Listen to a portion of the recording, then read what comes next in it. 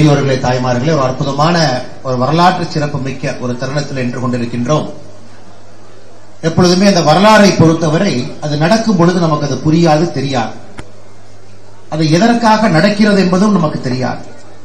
10 ஆண்டுகள் கழித்து திரும்பி பார்க்கும் பொழுது அந்த நாள் என்பது ஒரு அரசியலை மாற்றிய நாளாக இருக்கும், ஒரு மனிதனுடைய வாழ்க்கையை மாற்றிய நாளாக இருக்கும், ஏன் ஒரு நாட்டினுடைய தலையெழுத்தை மாற்றக்கூடிய நாளாக இருக்கும். அதுபோல் தமிழக பாரதிய ஜனதா கட்சி, அதனுடைய வளர்ச்சி ஒரு பக்கம்.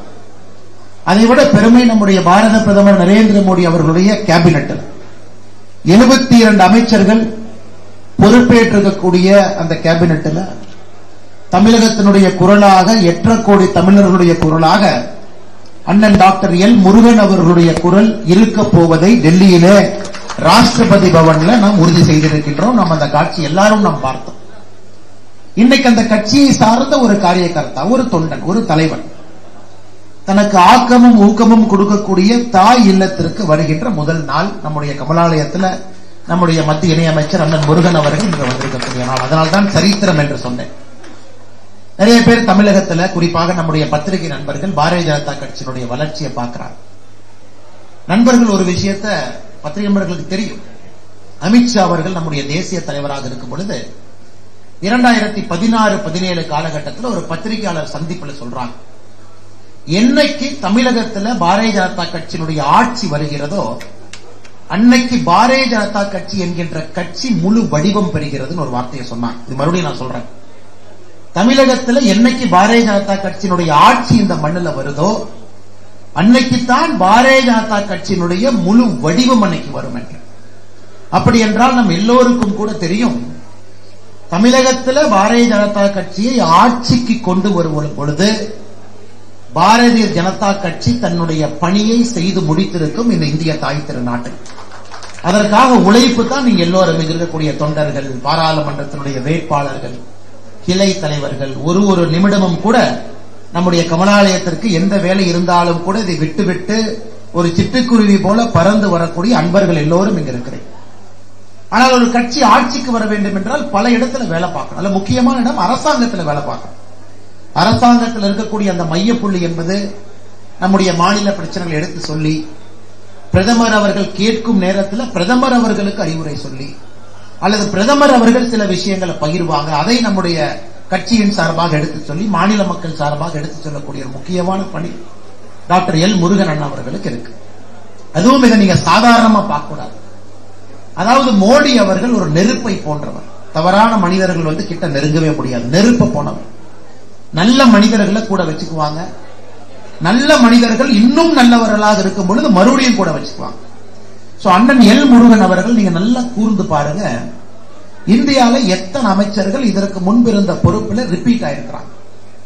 எத்தனை பேர் இந்தியாவில 2 பேருக்கு மட்டும்தான் ராஜ்யசபால 2வது முறை இடம் கிடைத்தது தொடர்ந்து. அதாவது நம்முடைய ஆட்சியில 2024 தேர்தலுக்கு முன்பு ஒருவர் அஸ்வினி வைஷ்ணவ் அவர்கள், இன்னொருவர் அண்ணன் டாக்டர் எல் முருகன் அவர்கள், 2 பேர். இதெல்லாம் ஒரு மெசேஜ். அதன் பிறகு டாக்டர் எல் முருகன் அவர்கள் 2வது முறையாக மோடிஜியினுடைய 3வது கேபினெட்ல 2 துறை பொறுப்புகள் இருக்கக்கூடிய அமைச்சராக பொறுப்பேற்றிருக்கிறாங்க. ஒரு துறை இல்ல, 2 துறை.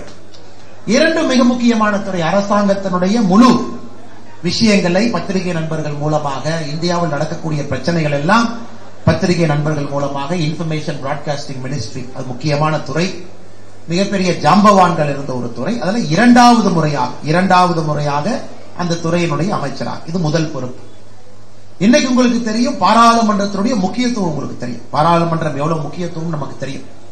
அந்த பாராளுமன்றத்தினுடைய விவகாரத்தை பார்க்கக்கூடிய இன்னொரு அமைச்சராக 2 பொறுப்புகள் இருக்கக்கூடிய நம்முடைய 72 அமைச்சர்கள் இருக்கக்கூடிய அந்த கவுன்சில் ஆஃப் மினிஸ்டர்ஸ், இதுல மிக முக்கியமான 2 பொறுப்புகளை அலங்காரம் செய்யக்கூடிய ஒரு அமைச்சராக டாக்டர் எல் முருகன் அண்ணன் அவர்கள் பொறுப்பேற்பது தமிழகத்தினுடைய 8.5 கோடி தமிழ் மக்களுக்கும் மோடி அவர்கள் கொடுத்திருக்கக்கூடிய மரியாதை, நமக்கு கிடைத்திருக்கக்கூடிய பெருமையாக. அது மட்டும் இல்லை, இது இந்த கட்சியினுடைய ஒரு முக்கியமான ஒரு அமைச்சர் நமக்கு இருக்கிறாங்க. நம்ம அமைச்சர்கிட்ட போய் சொல்லலாம், பேசலாம், நம்முடைய பிரச்சனைகள்ல சொல்லலாம், தமிழக மக்களுடைய பிரச்சனையை சொல்லலாம், தீர்வு வரும். 2வது நாம் புரிந்து கொள்ள வேண்டும், கட்சி ஒரு படி எடுத்து முன்னாடி வச்சிருக்கிறோம். வாக்கு சதவீதம் உயர்த்தி இருக்கிறோம். அவங்க சொன்னது போல 78-80 இடத்துல 2வது வந்திருக்கும். நம்முடைய இலக்கெல்லாம் எப்படி அதை முதலிடமாக மாற்றுவது என்பது இலக்கு. அதனால் இது கொஞ்சம் பொறுமைதான். பொறுமையா தான் சில விஷயத்தை செய்ய முடியும். நேரடியாக அப்படியே நம்ம ஜெயிச்சு வந்துட முடியாது. பொறுமையாக ஒரு படி பொறுமையாக நாம் முன்னேறும் வரை நமக்கு சந்தோஷம்.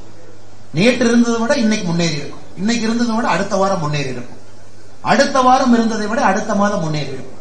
2024 வரை 2026 முன்னேறி இருக்கும். முன்னேறும் வரை நாம் சந்தோஷப்பட வேண்டும். இன்னைக்கு முன்னேற்ற பாடு. நமக்கு ஒரு அமைச்சர், ஒரு கம்பீரமான வலிமையான அமைச்சர், மோடிஜி நம்பிக்கை வைத்திருக்கக்கூடிய அமைச்சர், ஒரு முன்னேற்றம். 2024 பாராளுமன்ற தேர்தல் முன்னேற்றம். அதனால் நான் உங்களிடம் வைக்கக்கூடிய அன்பான வேண்டுகோள், இந்த நேரத்துல தான் நம்முடைய உழைப்பு என்பது இரட்டிப்பாக்க வேண்டிய நேரம். இத்தனை நாள எப்படி உழைச்சீங்க அதை இரட்டிப்பு செய்யும். டபுள் ஒர்க் பண்ண ஆரம்பிக்கும். நமக்கு தெரியும் தமிழக அரசியல் எப்படி போகுது. பாராளுமன்றத்தினுடைய பழைய பாராளுமன்றத்தினுடைய மைய கட்டடத்தில் பிரதமர் அவங்க சொன்னாங்க, 3 மாநிலத்தை மட்டும்தான் குறிப்பிட்டு சொன்னாங்க. 4 மாநிலத்தை குறிப்பிட்டு சொன்னாங்க. ஒரிசாவை குறிப்பிட்டு சொன்னாங்க, தெலங்கானாவை குறிப்பிட்டு சொன்னாங்க, தமிழ்நாட்டை குறிப்பிட்டு சொன்னாங்க, கேரளாவை குறிப்பிட்டு சொன்னாங்க. அதில் தமிழகத்தை பொறுத்தவரை பிரதமர் அவர்கள் சொன்ன வார்த்தையை நீங்க நல்லா புரிஞ்சுக்கணும்.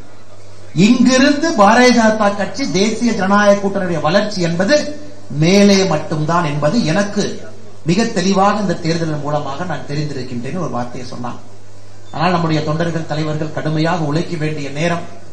அடுத்த சட்டமன்ற தேர்தலுக்கு 500 சில்லற நாள் தான் இருக்கு. கடுமையா உழைக்கணும். நமக்காக டெல்லியிலே பாடுபடுவதற்கு நல்ல ஒரு அமைச்சர் நமக்கு கிடைச்சிருக்கிறாங்க. ஒரு நேர்மையான அமைச்சர், எந்தவித ஒரு கரும்புள்ளி கூட எங்கேயும் சொல்ல முடியாத அளவுக்கு தன்னுடைய பணியிலே சிறப்பாக பணியாற்றியதற்காக மறுபடியும் கௌரவம் கொடுத்து மோடிஜி அவருடைய கவுன்சில் ஆஃப் மினிஸ்டர்ஸ் இருக்கக்கூடிய அமைச்சர் கிடைச்சிருக்கிறார். அவரையும் முழுமையாக பயன்படுத்திக் கொள்ள வேண்டும். அதே நேரத்தில் கட்சியினுடைய வளர்ச்சிக்கு நீங்கள் எல்லாம் இணைந்து பணியாற்ற வேண்டும். மோடிஜி அவர்களுக்கு தமிழ்நாட்டின் மீது எவ்வளவு பெரிய ஒரு மதிப்பு மரியாதை இருக்குன்னா, 3வது முறையாக பிரதமராக பொறுப்பேற்ற பிறகு எப்படி தமிழ்நாட்டுக்கு வேகமா வரலான்னு மோடிஜி யோசிச்சுட்டு இருக்கிறாங்க. நீ டிவி எல்லாம் பார்த்திருப்பீங்க. நண்பர்கள் சில நியூஸ் போட்டுட்டு இருக்காங்க. அது நாளை நம்ம இப்படிதான் அமைச்சர் இருக்கிறாங்க, அது உங்களுக்கு உறுதியாக தெரியும். முதல்லயே தமிழ்நாட்டுக்கு நம்ம போகணும்.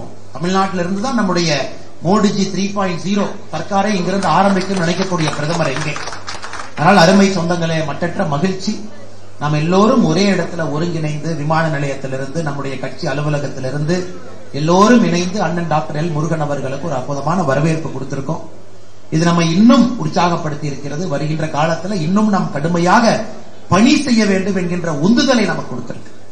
அதே நேரத்தில் நீங்க நல்லா புரிஞ்சுக்கணும், இது பாரதிய ஜனதா கட்சியின் மீது அதிகமாக தாக்குதல் வரக்கூடிய நேரம். ஏன்னா வளரும் போது தாக்குதல் வரத்தான் செய்யும். எந்த மாங்காய் மரத்துல மாம்பழம் சுவையா இருக்கோ 2 கல் எடுத்து அடிக்கத்தான் போறாங்க. அதனால் உங்கள் மீது விமர்சனங்கள் வர வர கட்சி வளர்கிறது என்பது அர்த்தம். கட்சி வளரல அப்படின்னா எதுக்கு விமர்சனம் பண்ண போறாங்க? இல்ல பாரதிய ஜனதா கட்சி வளரல, ஒரு 10 பேர் பேசுவாங்க டிவியில. இல்ல பாரதிய ஜனதா கட்சி வளர்ந்துச்சு, 10 பேர் பேசுவாங்க. இல்ல பாரதிய ஜனதா கட்சி இப்படி வளரல, 10 பேர் பேசுவாங்க. அவங்க பாரதிய ஜனதா கட்சியை பத்தி பேசுறாங்க அப்படிங்கறதே நம்முடைய வெற்றி தானே. பாரதிய ஜனதா கட்சியை பற்றி பிரதமர் சொல்வதை போல கட்சியை பற்றி தவறாக பேசும் பொழுது அந்த குப்பையெல்லாம் எடுத்து உரமா போடும். கட்சியை பற்றி நல்லதா பேசும் பொழுது அது ஊக்கமா எடுத்து உரமாகவோ ஊக்கமாகவோ ஒன்றை எடுத்துக்கொண்டால் மட்டும்தான் நம்முடைய வளர்ச்சி.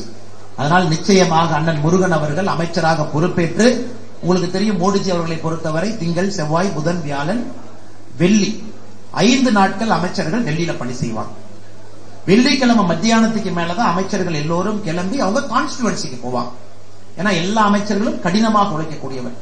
அதிலே முதல் பொறுப்பு நாளைக்கு பாம்பேல இன்டர்நேஷனல் பிலிம் ஃபெஸ்டிவல் இருக்கு. நாளை மறுநாள் முதல் விசிட் அவங்க ஒரு அபிஷியல் விசிட்டா போயிருக்கலாம். எல்லா அமைச்சர்களும் பாத்தீங்கன்னா இந்த முதல் விசிட் ஒரு அபிஷியல் விசிட்டா போவாங்க.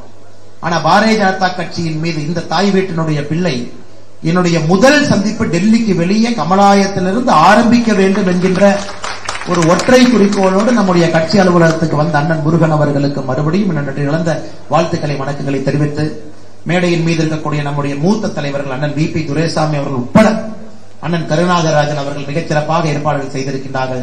சகோதரி சுமதி வெங்கடேஷ் அவர்கள், அருமை சகோதரர் வினோத் செல்வம் அவர்கள், நம்முடைய ஊடக பொறுப்பாளராக இருக்கக்கூடிய அண்ணன் ஸ்ரீரங் அவர்கள், நம்முடைய அக்கா பிரமீளா சம்பத் அவர்கள் மாநிலத்தினுடைய செயலாளர்கள், நம்முடைய ஆற்றல் மிகுந்த 3 மாவட்டத்தினுடைய தலைவர்களும் நம்மோடு இருக்கின்றார்கள். அவர்களுக்கும் இந்த நேரத்தில் நன்றி தெரிவித்து, அருமை சகோதரர் உங்கள் எல்லோருக்கும் நம்முடைய அமைச்சர் அவர்களிடம் அன்பை பரிமாறுவதற்கு நேரம் இருக்கு. நீங்கள் எல்லோரும் இதே மாதிரி வந்து பொறுமையாக மேல வந்து உங்களுடைய மலர் கொத்து, அன்பு, வாழ்த்து, உங்களுடைய அரவணைப்பு எல்லாமே நீங்க வந்து பொறுமையாக இங்கே செஞ்சுட்டு நீங்க போலாம். அதே நேரத்தில் மோடிஜி அவர்களுடைய தமிழ்நாட்டினுடைய வருகையும் மிக குறுகிய காலத்தில் இருக்கு. அதற்கான அறிவிப்பும் நாளைக்கு வரும். அதையும் நீங்கள் ரொம்ப சிறப்பாக மோடிஜி அவர்கள் 3.0 கேபினெட்ல முதல் முறையாக தமிழ்நாட்டுக்கு வரும் பொழுது அதையும் உற்சாகமாக மோடிஜி அவர்களை வரவேற்று மிகுந்த உற்சாகமாக அந்த நிகழ்ச்சிக்கு நீங்கள் எல்லாம் காரணகர்த்தராக இருக்க வேண்டும் என்கின்ற வேண்டுகோளை வைத்து அண்ணன் கருணாகராஜன் அவர்களுக்கும் மறுபடியும் இருக்கக்கூடிய எல்லா அன்பு சகோதரர்கள் வினோத் செல்வம் அவர்களுக்கும் நன்றி தெரிவித்து என்னுடைய உரையை முடித்துக் கொள்கின்றேன்.